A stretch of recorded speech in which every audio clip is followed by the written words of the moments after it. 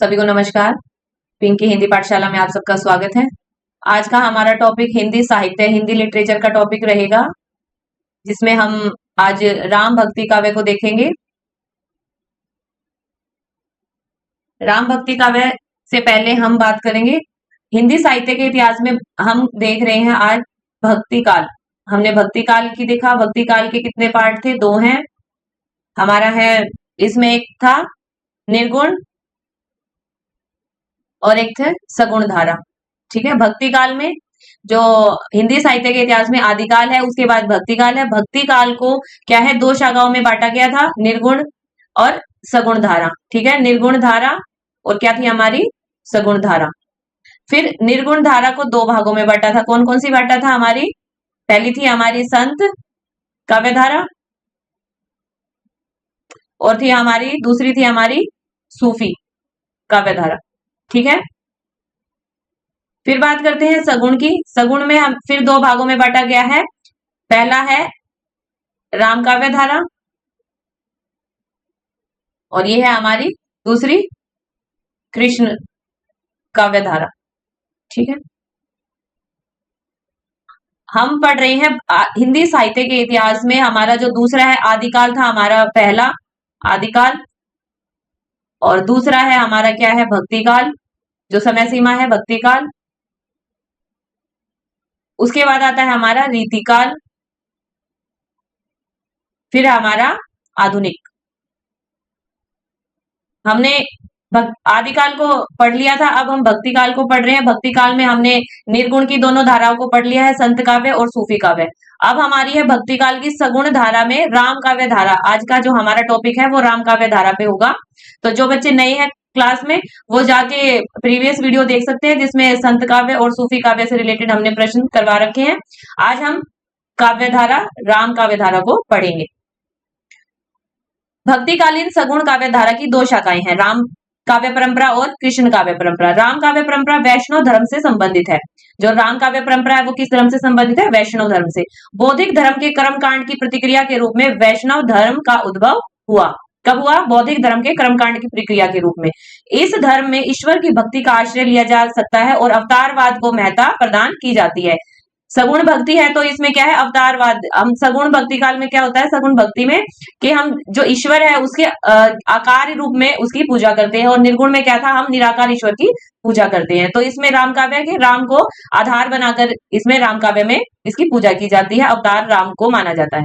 आगे चलकर भगवान विष्णु के 2 रूप हुए, कौन कौन से? राम और कृष्ण। पौराणिक ग्रंथों के अध्ययन से पता चलता है कि ईशा से 500 वर्ष पूर्व राम और कृष्ण का वर्तमान स्वरूप मान्यता प्राप्त कर चुका था। 11वीं शताब्दी में स्वामी रामानंद ने राम भक्ति का क्या है, प्रवर्तन किया। Very important. कब किया था? 11वीं शताब्दी में। 11वीं शताब्दी में स्वामी रामानंद ने राम भक्ति का क्या है, प्रवर्तन किया और श्री संप्रदाय की क्या है, स्थापना की। काफी बार क्वेश्चन में वन लाइनर पूछते हैं कि श्री संप्रदाय की स्थापना किसने की? तो किसने किया? स्वामी रामानंद ने। इनके जो प्रमुख आचार्य थे, गुरु थे इनके, कौन थे? राघवानंद थे। उन्हीं के शिष्य स्वामी रामानंद ने उदार दृष्टिकोण अपनाते हुए शूद्रों तथा नारियों के लिए क्या है, भक्ति के द्वार खोल दिए। पहले था ना, नारियों को और शूद्रों को क्या है, मंदिर में प्रवेश करने नहीं दिया जाता था, उनसे मतलब भक्ति उनसे नहीं करने दी जाती थी। और फिर क्या है, स्वामी रामानंद ने क्या है, सभी के लिए क्या है, भक्ति के द्वार खोल दिए। नर हरिदास स्वामी रामानंद के ही शिष्य थे, और नर हरिदास के स्वामी गोस्वामी तुलसीदास ने राम काव्य धारा को विकसित किया तथा राम भक्ति का है प्रचार प्रसार इन्होंने किया। किसने? गोस्वामी तुलसीदास ने। राम भक्ति काव्य के सर्वश्रेष्ठ जो माने जाते हैं, कवि माने जाते हैं, रचनाकार माने जाते हैं, वो है तुलसीदास को सबसे पहले संज्ञा दी जाती है। राम काव्य परंपरा, वैसे तो विद्वान स्वामी रामानंद से ही राम काव्य परंपरा को जोड़ते हैं, परंतु उनसे पूर्व क्या है, पृथ्वीराज रासो ने रामावतार से संबंधित 38 छंद उपलब्ध होते हैं। किसमें? पृथ्वीराज रासो में। लेकिन स्वामी रामानंद ने ही भक्ति के क्षेत्र में क्रांतिकारी परिवर्तन किया, जिससे राम काव्य विकसित हुआ। राम काव्य के सर्वाधिक प्रमुख कवि कौन है? गोस्वामी तुलसीदास जी। उनके जीवन वृत्त के बारे में आज भी विद्वानों में मतभेद है। ऐसा माना जाता है कि उनका जन्म कब हुआ? सन 1532 में बांदा जिले के राजापुर गांव में हुआ। माता का नाम क्या है? हुलसी, और पिता का नाम है आत्माराम।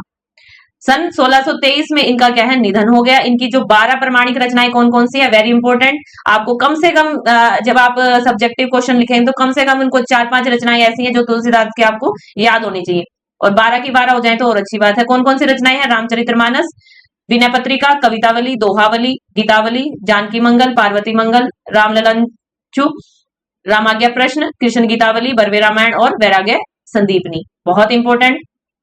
और इनकी जो कीर्ति का आधार स्तंभ किसको माना जाता है, रामचरितमानस। आगे है अग्रदास, राम काव्य परंपरा के एक अन्य कवि हैं। अब अग्रदास जी हैं, ये स्वामी रामानंद के शिष्य और कृष्णदास पहरहारी के शिष्य थे।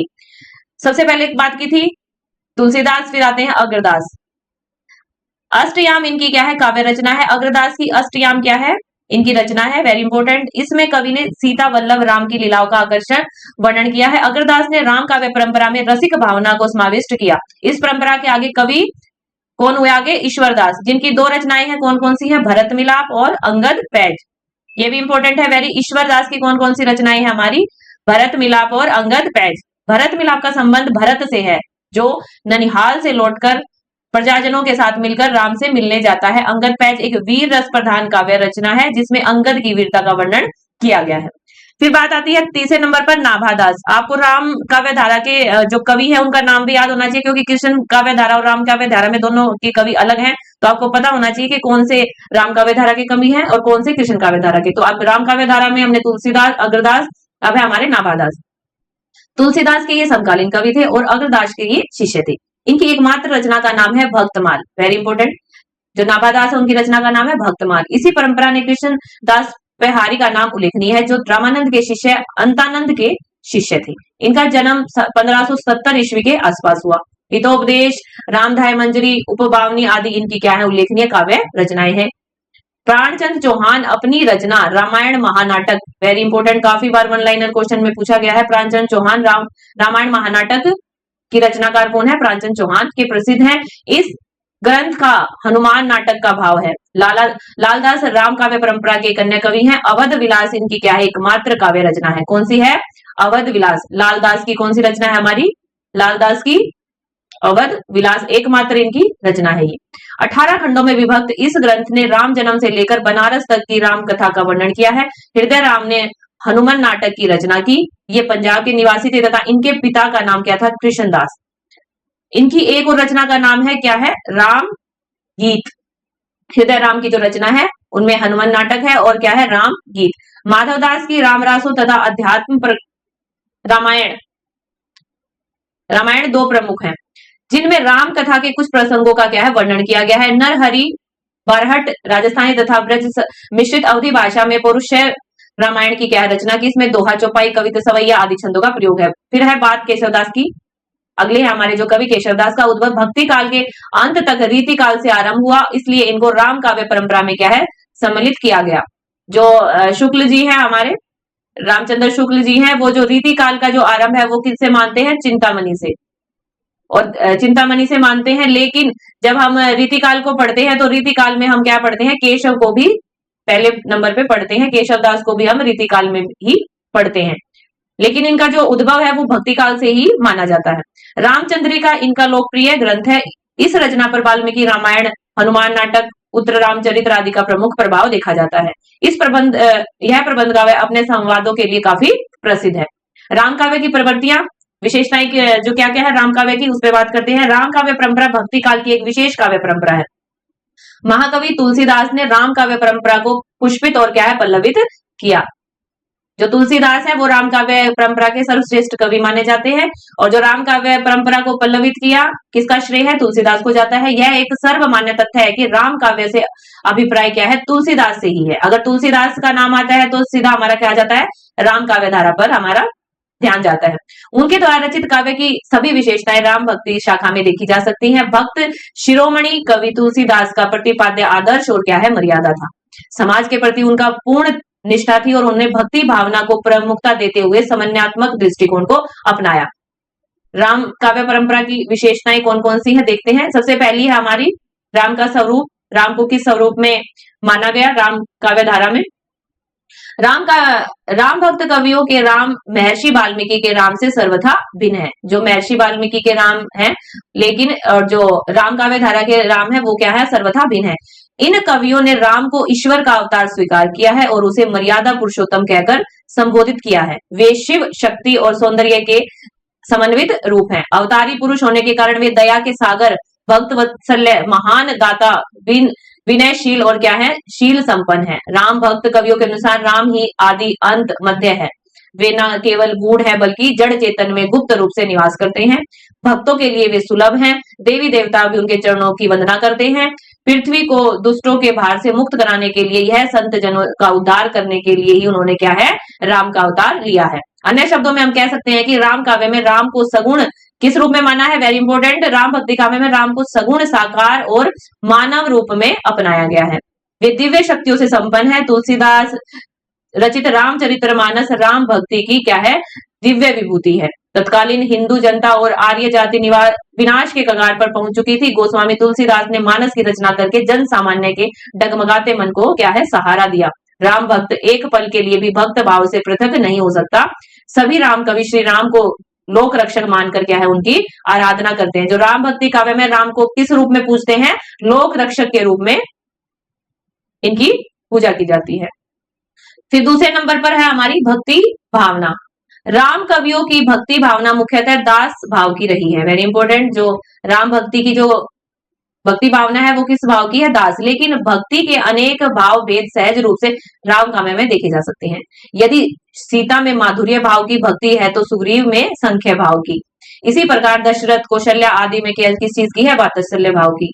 माता पिता है तो वात्सल्य भाव की भक्ति देखी जाती है।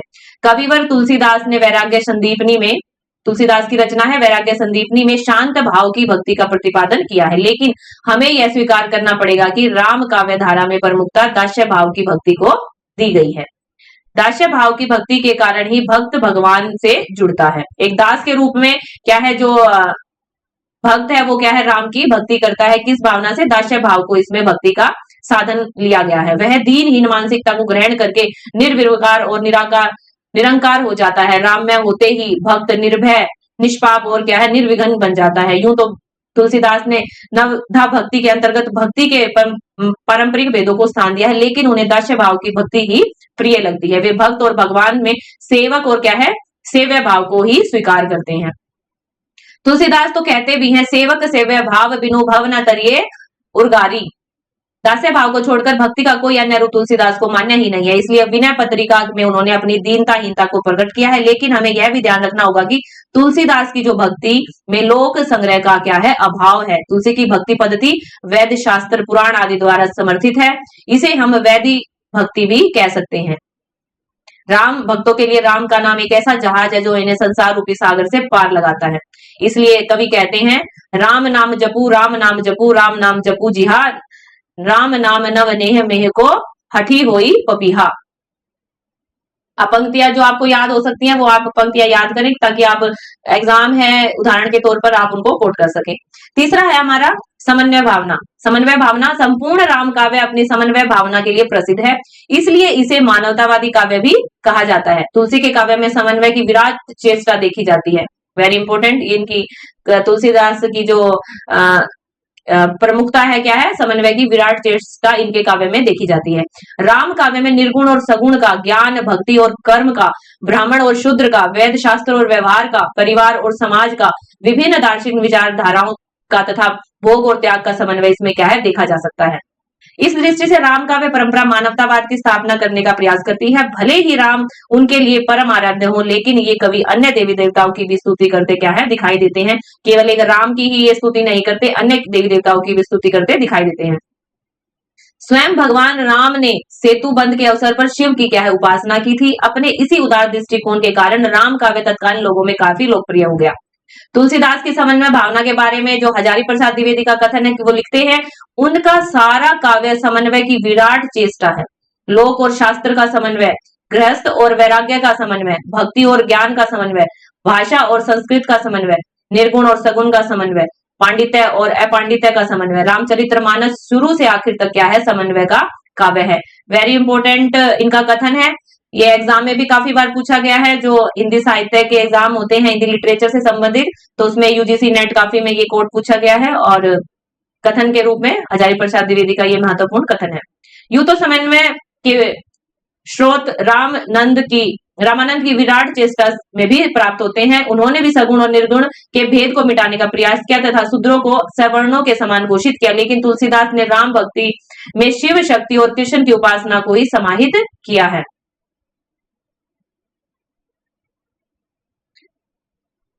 रामचरितमानस का अधिवक्ता स्वयं क्या है? शिव है। और जो श्रोती है, सुनने वाले कौन है? पार्वती जी हैं। रामचरितमानस के बाल कांड में शिव और पार्वती के विवाह का विस्तार पूर्वक वर्णन है। पुनः तुलसीदास ने पार्वती मंगल में शैव और शाक्तों को क्या है? राम भक्ति में समन्वित करने की चेष्टा की है। कृष्ण गीतावली लिखकर राम भक्ति को कृष्ण भक्ति के साथ जोड़ा है। कृष्ण गीतावली कृष्ण काव्य पर आधारित है, तो ये लिखकर राम भक्ति को क्या है? कृष्ण भक्ति के साथ जोड़ा गया है। यही नहीं, तुलसीदास ने योग मार्ग, अद्वैतवाद, विशिष्ट अद्वैतवाद, सांख्य आदि असंख्य दर्शन पद्धतियों को भी समन्वित करने की चेष्टा की। सगुण तथा निर्गुण में समन्वय स्थापित करते हुए तुलसीदास जी कहते हैं, सगुण ध्यान रुचि सरिस नहीं, निर्गुण मन ते दूरी, तुलसी सुमिरु राम को नाम संजीवन मूरी। संजीवनी बूटी के समान है राम का नाम। आगे विशेषता हमारी चरित्र चित्रण की बात करते हैं। राम काव्य धारा में राम कथा के विभिन्न पात्रों का समुचित चरित्र चित्रण किया गया है।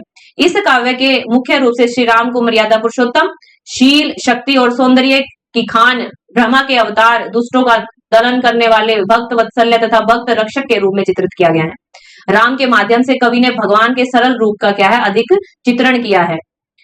इसमें जो राम काव्य है, इसमें राम को क्या है? मर्यादा पुरुषोत्तम की संज्ञा दी गई है, मर्यादा पुरुषोत्तम कहा गया है।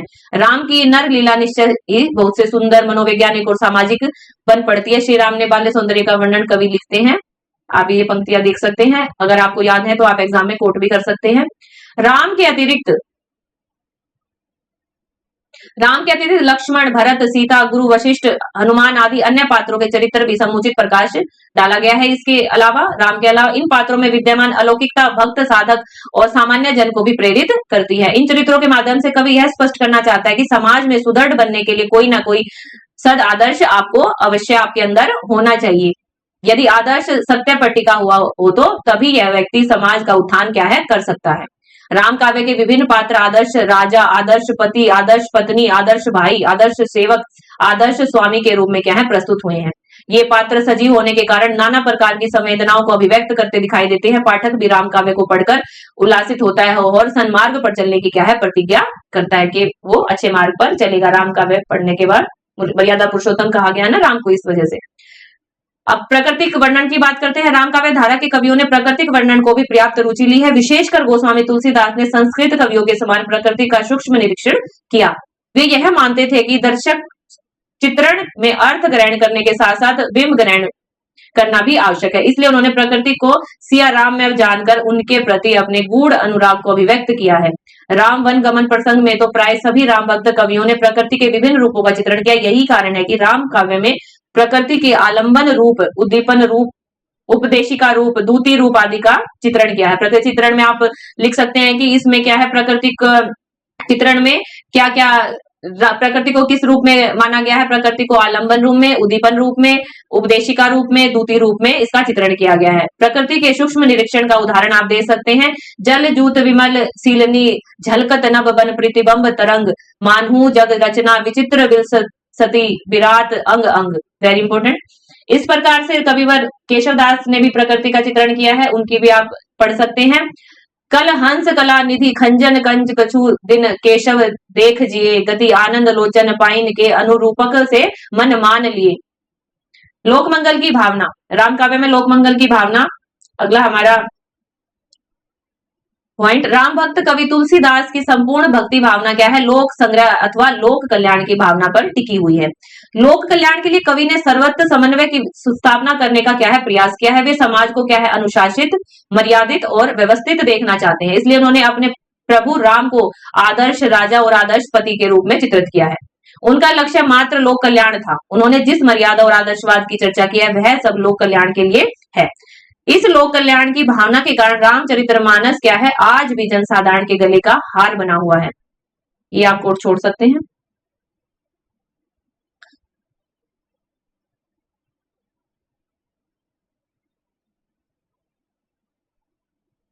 आगे आगे है हमारा 7वां पॉइंट है युगीन समस्याओं का चित्रण। एक सच्चा साहित्यकार युगीन परिस्थितियों और समस्याओं की अवहेलना नहीं कर सकता।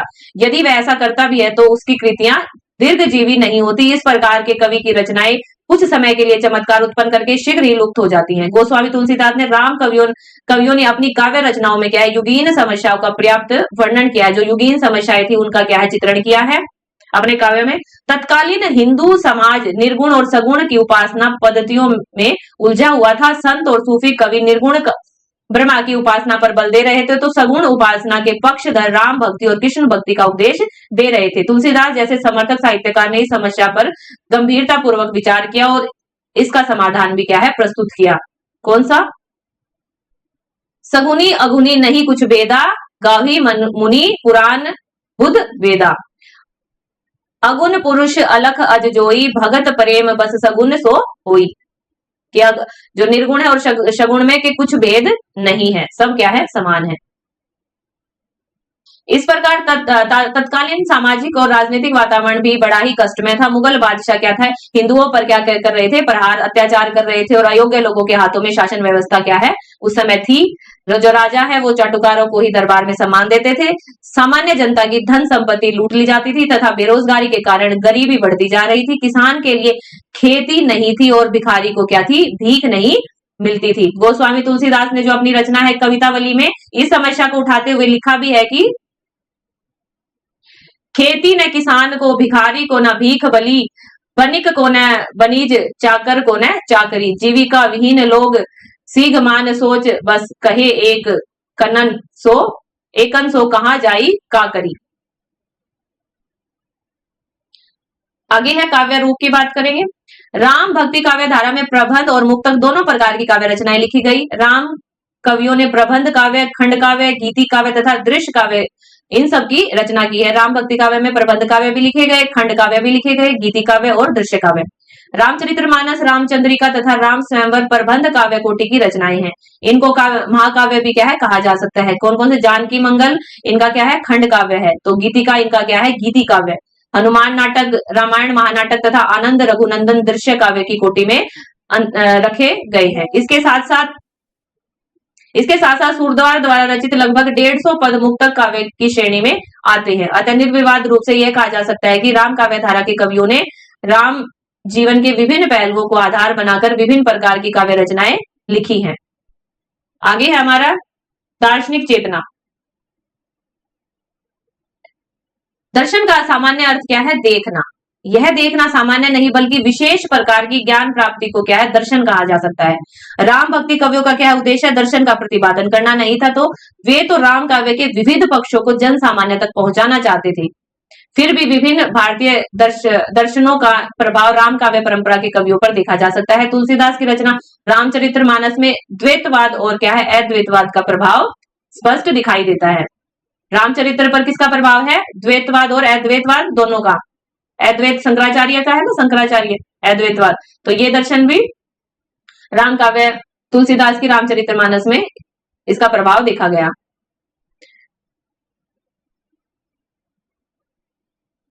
आगे है कवि पुराणों में वर्णित ब्रह्मा विष्णु तथा महेश को राम से अनभिज्ञ मानते हुए त्रिदेववाद की महिमा का क्या है गान करता है। राम भक्त कवि ब्रह्मा अथवा राम की भक्ति को माया का नाम देता है। उनके अनुसार माया के दो रूप है, कौन सा? व्यस्त और व्यक्त। एक है व्यक्त और एक अव्यक्त। अव्यक्त माया के लिए वे माया शब्द का प्रयोग करते हैं और व्यक्त माया के लिए वो क्या है सीता का। यथा श्रुति सेतु पालक राम तुम जगदीश, माया जानकी। सीता राम की आदि शक्ति है, वही जगत का मूल है। त्रिदेव शक्तियां उनके अंश मात्र से ही उत्पन्न हुई है, लेकिन शक्ति रूपी माया के अनेक कार्य हैं। इसलिए राम भक्त कवि अविद्या माया और विद्या माया की चर्चा करते हैं। विद्या माया राम की प्रेरणा से ही विश्व की सृष्टि करती है। पुनः राम काव्य में जीव को ईश्वर का अंश माना गया है, इसलिए जो गुण ईश्वर के हैं वे जीव के भी आ सकते हैं। ईश्वर अंश, जीव अविनाशी, चेतन, अमल, सहज, सुख राशि। मानव माया के वशीभूत होकर इस संसार के दुखों को सहन करता है और कष्ट भोगता है। यही नहीं राम भक्त कवि परमात्मा की तुलना में जगत को सत्य मानता है, लेकिन राम में जगत को वे सत्य मानते हैं।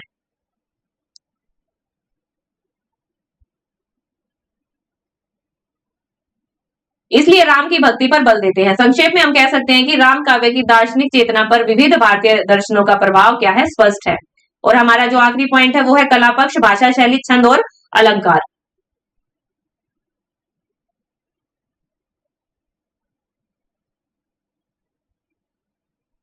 राम काव्य धारा के कवियों ने प्राय ब्रज तथा अवधि भाषाओं के साहित्यिक रूपों का क्या है, प्रयोग किया है। केशवदास द्वारा रचित रामचंद्रिका, तुलसीदास की कवितावली, गीतावली, विनय पत्रिका आदि क्या है, ब्रज भाषा में रचित हैं। तुलसीदास की कौन कौन सी रचनाएं ब्रज भाषा में है, कवितावली, गीतावली, विनय पत्रिका और ब्रज भाषा। लेकिन रामचरितमानस और जानकी मंगल क्या है, अवधि भाषा में लिखी गई है। लेकिन इन भाषाओं में भोजपुरी, बुंदेली तथा स्थानीय भाषाओं का क्या है, पर्याप्त मिश्रण देखा जा सकता है। राम काव्य धारा कवियों की भाषा में संगीतात्मकता, नादात्मकता और सरसता है। इन कवियों ने लोकोक्तियां और मुहावरों के प्रयोग में भाषा को सुसज्जित कर दिया है।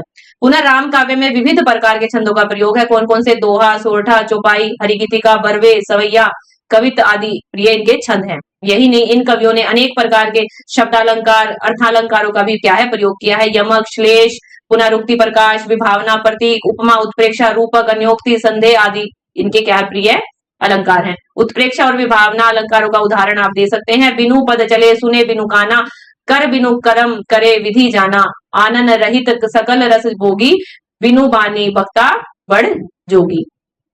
राम भक्ति साहित्य में साहित्यिक शैलियों की विविधता का प्रयोग देखा जा सकता है। इस काव्य धारा में वीर काव्यों की 56 पद्धतियां, सूरदास की पद्धति, विद्यापति जयदेव की गीति पद्धति, रहीम की बरवे पद्धति तथा सूफी प्रेमाख्यानों की दोहा पद्धति सुंदर प्रयोग इसमें देखे जा सकते हैं।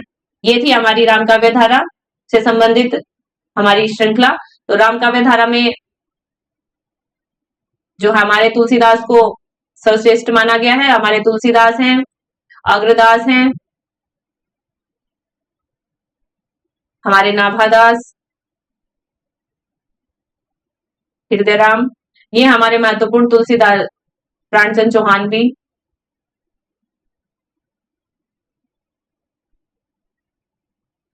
ये हमारे राम काव्य धारा के कवि हैं। सर्वश्रेष्ठ कवि है राम तुलसीदास जी। इनकी जो 12 रचनाएं हैं, ग्रंथ, आपको वो याद होने चाहिए। तो ये थी आज की हमारी राम काव्य धारा पर क्लास, जो कि काफी महत्वपूर्ण थी परीक्षा की दृष्टि से। जो बच्चे यूजीसी नेट की प्रिपरेशन कर रहे हैं या एमए के बच्चे हैं, जो विद्यार्थी, उनके लिए ये क्लास बहुत ही महत्वपूर्ण है। और जो बच्चे चैनल पर नए हैं वो चैनल पर जाएं, चैनल को सब्सक्राइब करें ताकि आने वाली वीडियोस आप तक पहुंच सकें। और वीडियो पसंद आए तो लाइक करें और चैनल पर अंत तक बने रहने के लिए सभी का धन्यवाद। मिलते हैं नेक्स्ट वीडियो में। धन्यवाद।